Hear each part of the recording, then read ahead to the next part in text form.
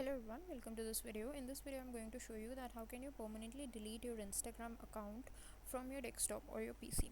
So with this, first of all, you need to open up your Instagram profile and then click on this profile button to go on to your profile.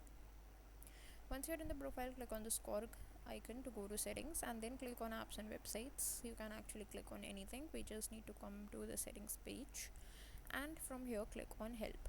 Now once you're in help, click on help center. That should open up the help center. So from the help center, go to manage your account, and here there is an option to delete your account. So here you will see that what happens when you delete your account. That is, when you delete your account, your profile, photos, videos, comments, likes and followers will be permanently removed. You can choose to take a break or temporarily deactivate your account instead.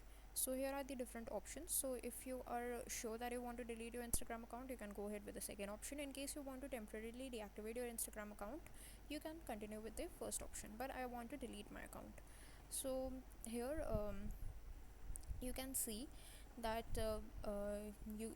Instagram cannot permanently delete an account for you, so you will be able to log in and take a look at your request for deletion.